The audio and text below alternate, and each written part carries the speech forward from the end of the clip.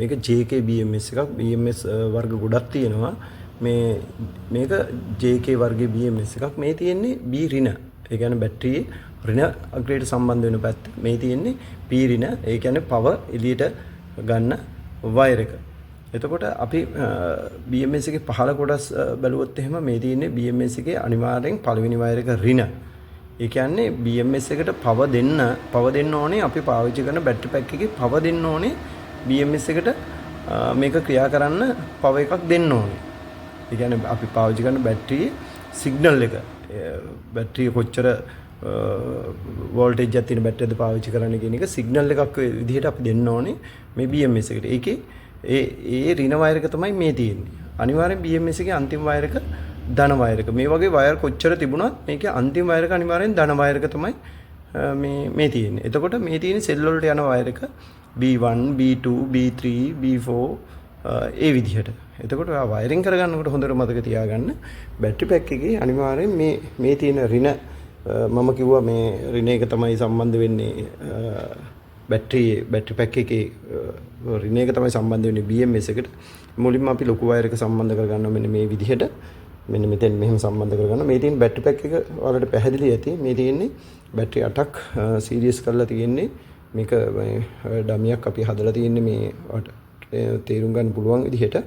එතකොට මේ battery pack එකේ මේ තියෙන්නේ ඍණ පැත්ත, මේ ධන පැත්ත මේ තියෙන්නේ. ඊට පස්සේ BMS එකේ අපි BMS එකේ මේ තියෙන්නේ B ඍණ කෙලින්ම ඇවිල්ලා තියෙනවා මෙතෙන්ට. මේකේ ඍණ පැත්තට මේ වයර් එක මේ මෙච්චර දුර දාන්න නැහැ. මේ වයර් එක කෙලින්ම බැටරි පැක් එකකටම සම්බන්ධ වෙන්න ඕනේ. මේ මෙතන අඟල් 6ක විතර පොඩි කෑල්ලක් තියෙන. මේක බැටරි පැක් එකකටම අනිවාර්යෙන් සම්බන්ධ වෙන්න ඕනේ. මේ ඔබේ පුහුණු පහසුවට තමයි මේ දාලා තියෙන්නේ. ඊට පස්සේ මම කිව්වා මේ BMS එකේ සිග්නල් එකක් දෙන්න ඕනේ කියලා. මේකට අපි පාවිච්චි කරන බැටරි පැක් එක මොකක්ද කියලා. ඒ තියෙන්නේ මේ ඍණ සම්බන්ධ කරලා තියෙනවා. මම කිව්වා අන්තිම වයර් එක ධන කියලා. මේ ධන වයර් එක සම්බන්ධ කරලා තියෙනවා. සහ ප්‍රධාන ධන වයර් එක මේ ලෝඩ් එක එළියට යනවා. මේ තියෙන්නේ ලෝඩ් එක ඉන්වර්ටරේට හෝ මොකක් හරි අපි ගන්න ලෝඩ් එකට ඒක සවි කරගන්න පුළුවන්. එතකොට මේකේ හොඳට මතක තියාගන්න මේ B ඍණ වයර් එක බිඳුව කියලා හැම වෙලෙම හිතා ගන්න මේක වයරින් කරනකොට ඔයාලා. මේක බිඳුව කියලා හිතා ගන්න.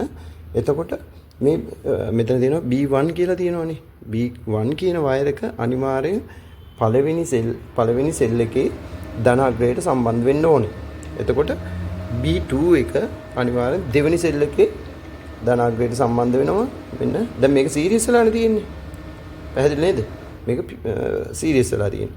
එතකොට මේ තියෙන්නේ පළවෙනි B1 එක, මේ B2 එක, B3 එක, B4 එක ඒ අනාදී මේක වයරින් කරගන්න අපිට පුළුවන්. ඔයාලට මීට වැඩිය මේකේ විස්තර දැනගන්න